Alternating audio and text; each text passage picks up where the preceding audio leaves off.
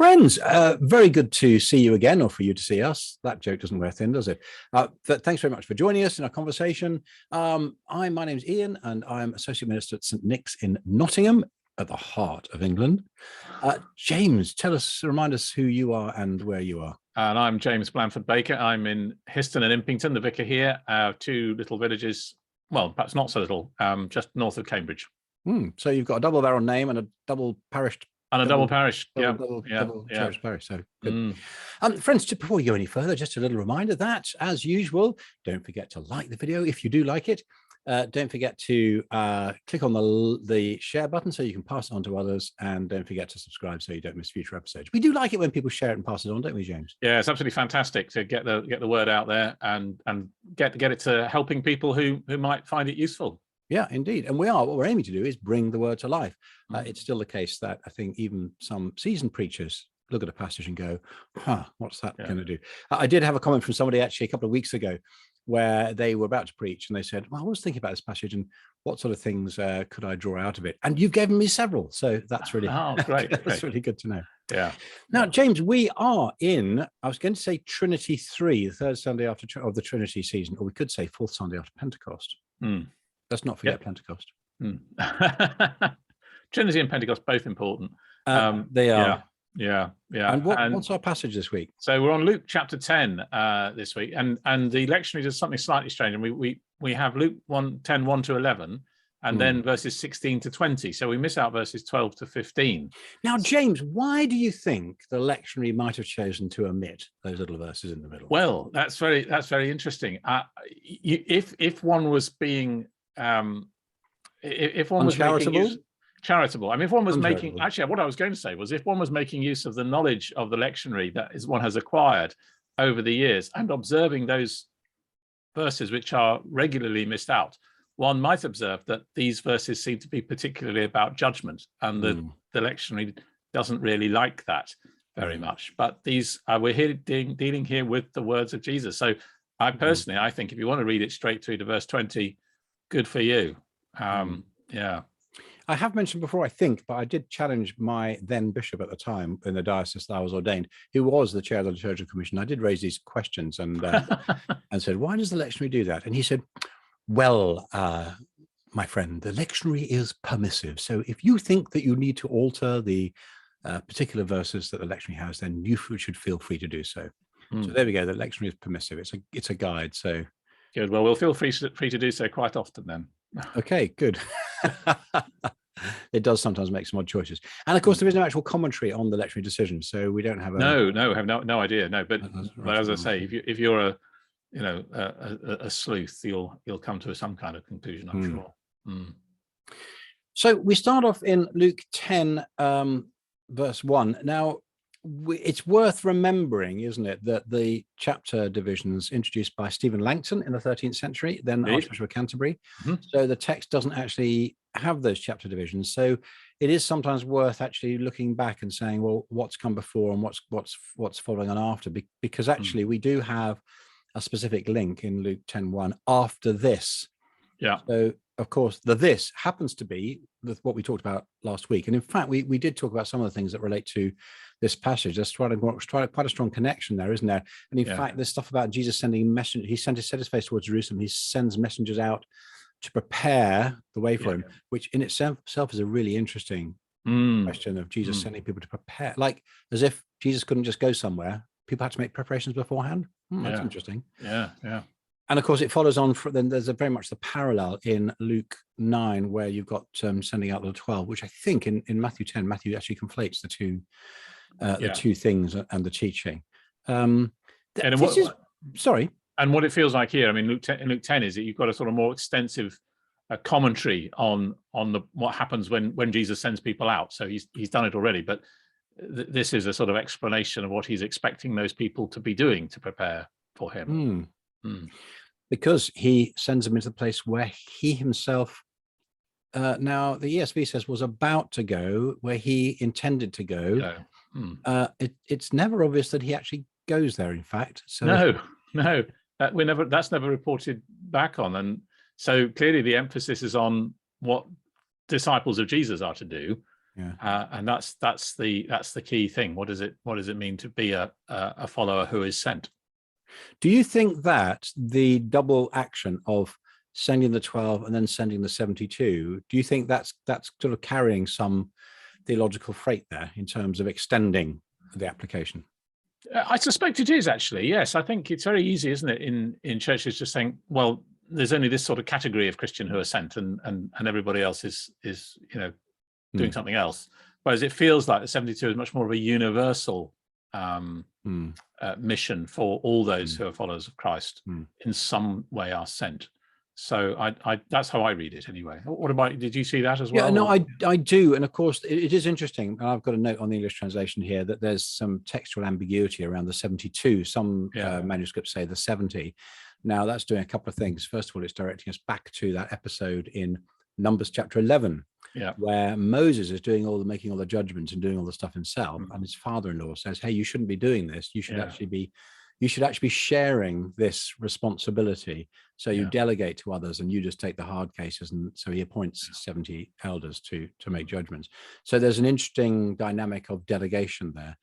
I suppose we noticed last week that one of the prominent themes here in Luke, in the particular way he uses language, is the importance of the ascension.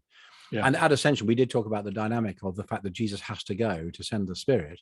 And there's something about, well, you delegate to people and you take your hands off, as it were, and let them get on with it as part of the process of growing up, of taking responsibility. So there does seem to be that sort of dynamic ahead of going on here. I'm not sure that the 2 by 2 has symbolic significance. No. I suppose some people might say, well, that's Noah's Ark. The animals went in 2 by 2. I think it's much more obviously practical. To people sending out people in twos is you're supporting one another, aren't you? You're strengthening and encouraging one another.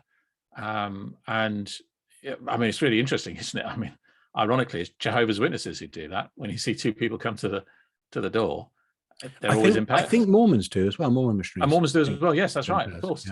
So, so interesting, isn't it? It is. And one of the things that I've really been struck by is that this principle of doing stuff 2 by 2 is one that you actually see enacted through Acts. And I think I comment on the blog that there's no model of ministry and mission in the New Testament which is done by individuals. And Paul is a classic example, because obviously, first of all, he's with Barnabas, and then they have a fallout about John Mark going with them or not. So then he partners with Silas, Silvanus. And it seems to me that it's just part of Paul, the sort of DNA of ministry and mission for Paul, that you never do things on your own. You always do things with somebody else. And I don't know if I'm overreading this, but I've again been struck by the fact that this episode that is made much of in Acts 17, when he goes to Athens and he goes to the Areopagus and talks about and explains the gospel to people who are in a very different cultural context. But Luke actually makes a specific point of saying that Paul wasn't able to leave a faith community there, unlike all the other places he went to. So here's the one place where Paul does mission on his own, and it bears little fruit, apart from Dionysius the Areopagite. Absolutely. And that's really interesting. I mean, I had a bishop in London, Graham Dow, who perhaps some of our watchers will know, who as soon as I arrived, he appointed a curate to the parish for me.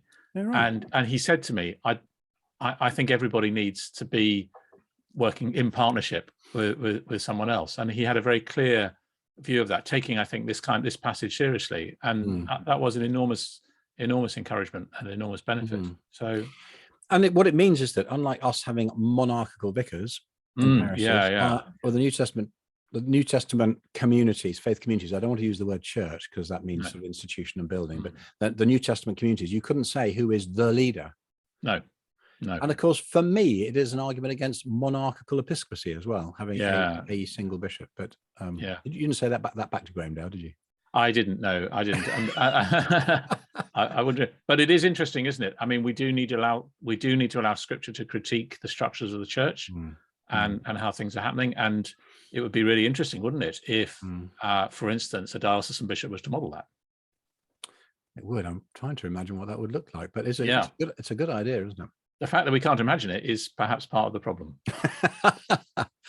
Good. Well, eventually in all these videos, we'll probably solve all the problems if we keep going. Yes. Okay, so that's verse 1. So we get into verse 2 and we get into the instructions here. And I'm actually looking at a red letter version, so we can see that actually almost all our passages, the teaching of Jesus. And that again is in line with what we said last week, where for Luke in this middle section about following Jesus on the way, the real focus is on his teaching. Yeah. And so if this move from the 12 to the 72 means that this is about extending the mission to all, it does mean that we have to read the language of sentness, both in metaphorical as well as physical ways, because most of our congregations aren't disappearing off somewhere. They're actually going about their everyday business at home or in the neighborhood or paid employment or whatever. Yeah. Mm-hmm. Well, everybody works. Some people are paid for it. Of course. Yes, it is. Yeah. Now, the trouble is, the teaching of Jesus is actually quite hard to get your head around, it seems to me. I think the Church of England says the laborers are plenty, but the harvest is very sparse, and we're not really, we've got all these, we've still got quite a lot of people in our congregations turning up on a Sunday, but boy, oh boy, that harvest out there is not, there are not very many ears of wheat around. And Jesus says, hang on a second, it's the harvest which is plentiful, but the laborers are few. Pray therefore earnestly to the Lord of the harvest to send laborers out into his harvest field.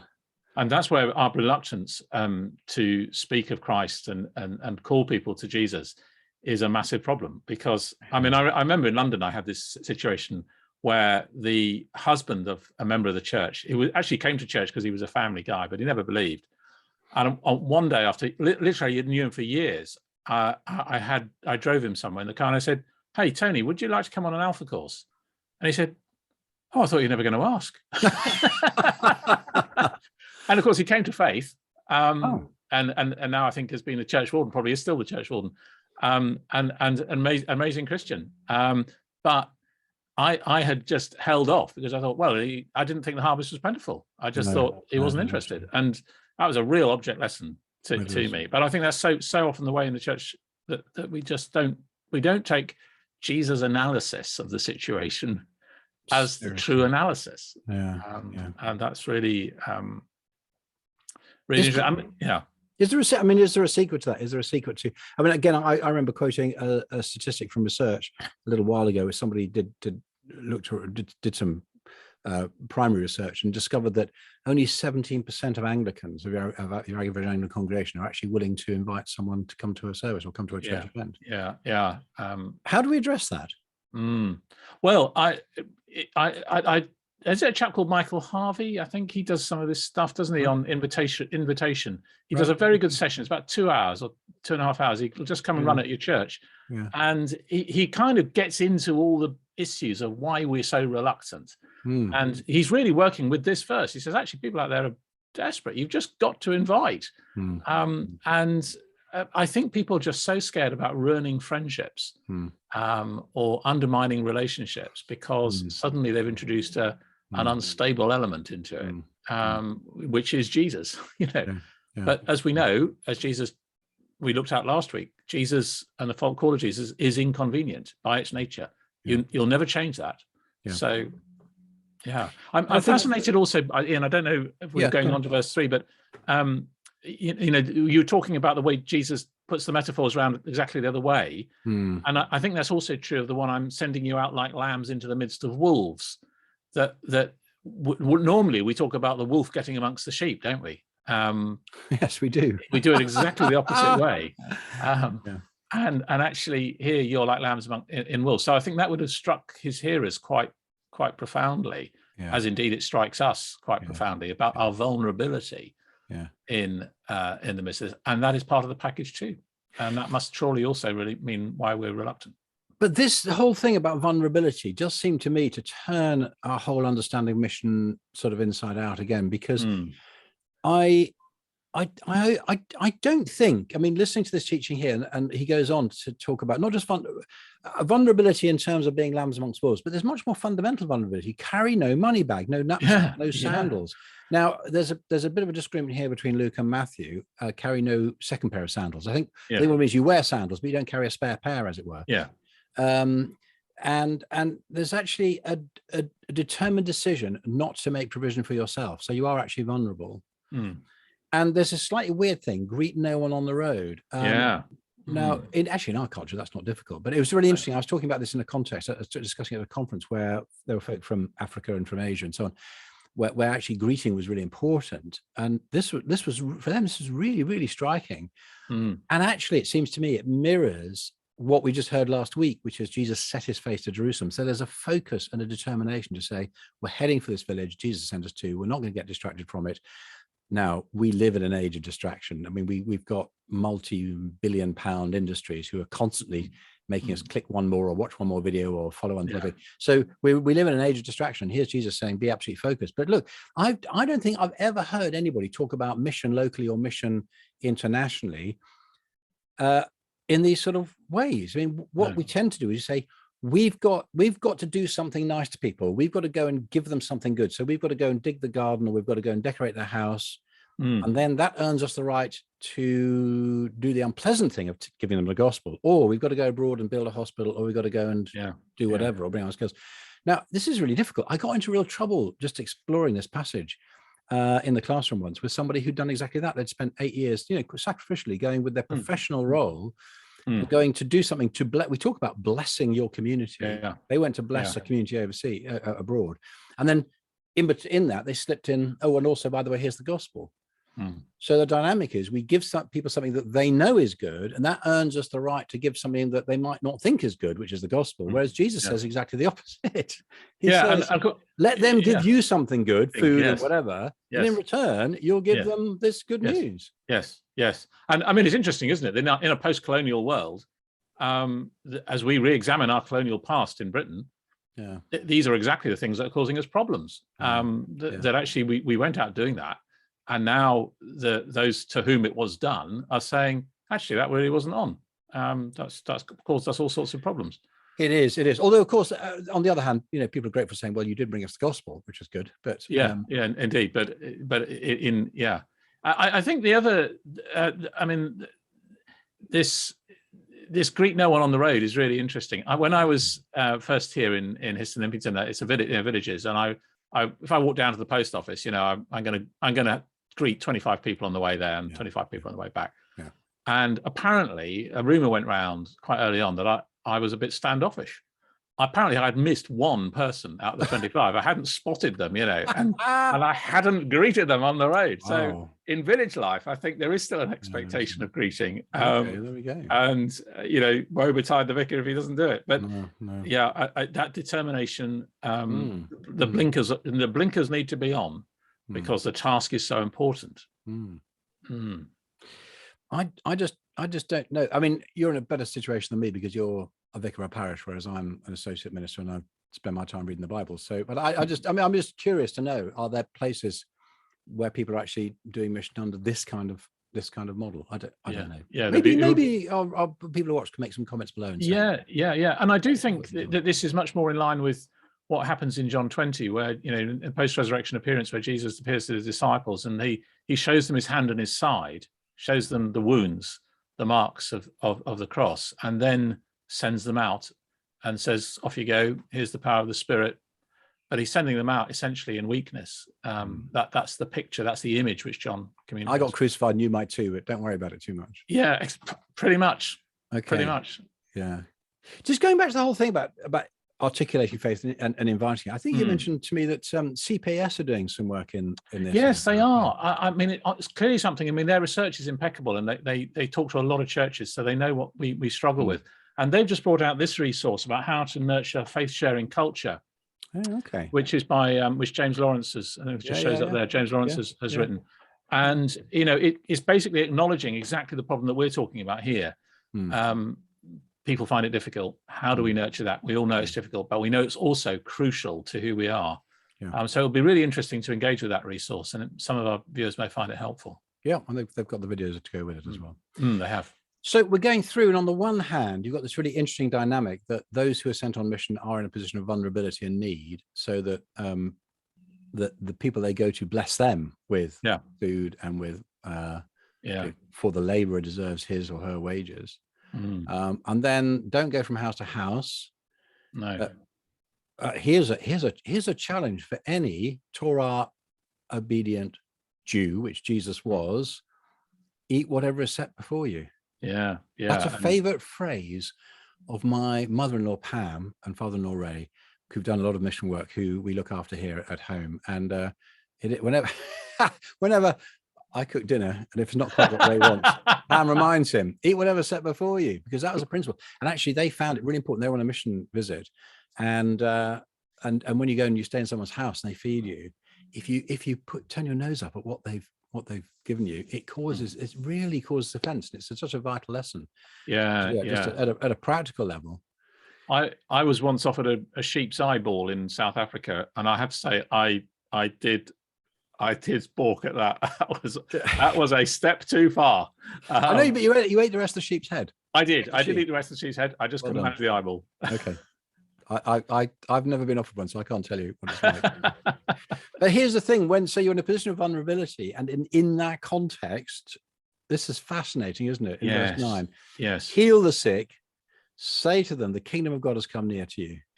And actually, he also talks about in the mission when he sends out the 12, he says, and deliver demons and so on. So that's fascinating, isn't it? That there's the juxtaposition of weakness on the one hand and power on the other. It might be going too far to say, is the reason why we don't experience the power of the presence of the Spirit in healing and preaching and driving out demons is because we don't actually accept the vulnerability. Because I think it's something to do with that when we are vulnerable, and of course Paul explores this, doesn't he? When we are vulnerable and weak, then the power of God is so much more able and evident to bring about change in our lives, and of course particularly in the lives of others. So it's almost about us getting out of the way to some degree, I think, and allowing or acknowledging that apart from Jesus we can do nothing. Now, we've just stepped over, actually, this language about, early on in verse 5, about a person of peace. That's interesting. So what you do is you actually, Jesus is saying, you discern someone who is open to receiving you and receiving this good news. But I know actually there's a number of organizations who talk about this. Certainly Mike Breen, who used to be in Sheffield, I mean, this is one of the things he's majored on, and others have too, I think, haven't they? I think Partnership for Missional Church, which is an initiative which some people might be familiar with from CMS, also talks about it.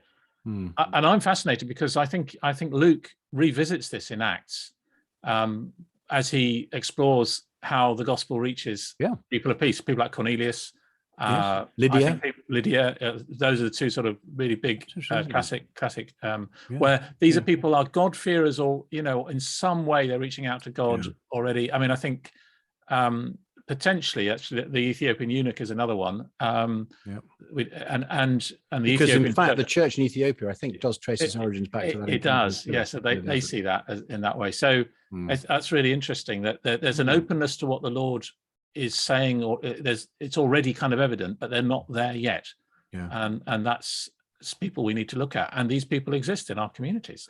They do. I had an interesting encounter the other day with our driveway needs redoing, and I got a few quotations around, and I got a chap come around and who's done a few driveways in our street, and had a really good conversation with him. Really nice guy called Joe, and we just kind of hit it off. He's a really straightforward working guy. And I just said to him, I said, is this your business, or are you working for somebody? He says, oh, it's my business. I set it up with my brother. And it's really interesting to hear his story. He really struggled at school. He was chronically dyslexic. And he always said, do you know what? It was always easier to make a fuss and get into trouble than it was to the embarrassment of having to stand up and read something in class. So he never did well on that.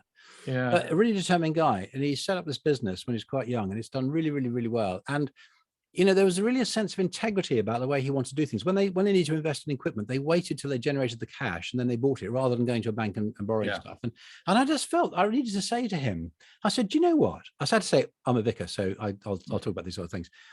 or you could say I'm a Christian. I said, do you know what, Joe? I just really felt God prompting me to say that. I said, it feels to me as though the success of your business, God has blessed you because you've sought to work with integrity. And it's a really interesting moment because he's not a church going guy at all. No, he just said, do you know what? That really makes sense to me. So no, it's in personal peace. Yeah. Absolutely. So maybe we'll just see how that develops when he comes and relays our driveway. So, well, the other thing, of course, about people of peace in Acts, I think, is that they are people who are connected with communities which otherwise we wouldn't reach. So they're your chap who does people's driveways. Comes to faith. He's got a whole network of people. Lydia, who was a tradeswoman. Business. She was selling cloth to vast numbers of people. So they all had and so the gospel goes out through these people. So in terms of spiritually, it's hugely strategic.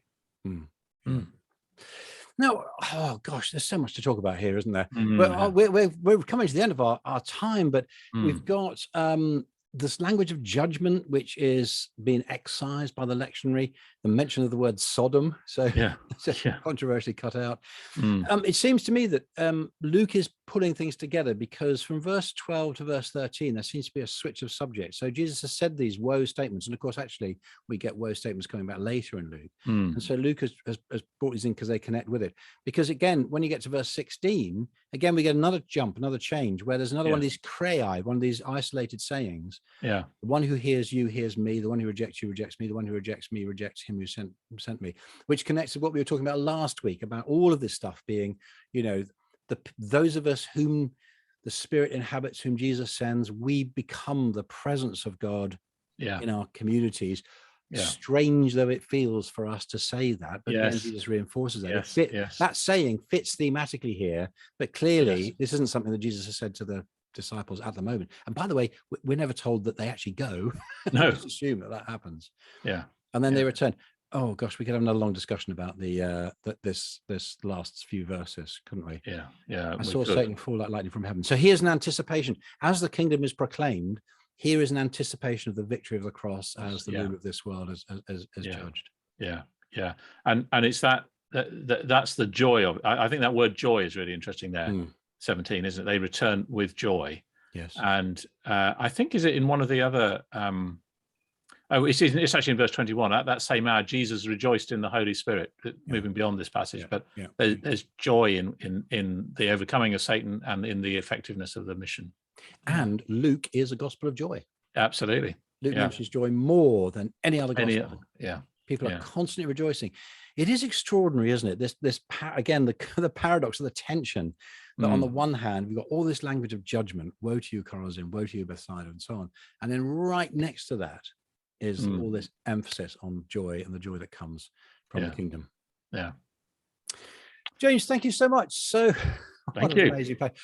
Folks, I really hope you enjoyed preaching on this. I hope it's not just too unsettling, but also really is stimulating as well. And I guess it's a kind of passage that really makes us all sit up and think. Don't forget to like down below. Don't forget to copy the link, share it with others. Don't forget to subscribe. And I think just now a button up is come up on the screen in front of you so you can subscribe there, and it's probably covering James's face, and you can link back to last week's video as well. But do subscribe, and we look forward to seeing you again next week. Thanks very much. Thank you, James. Thank you.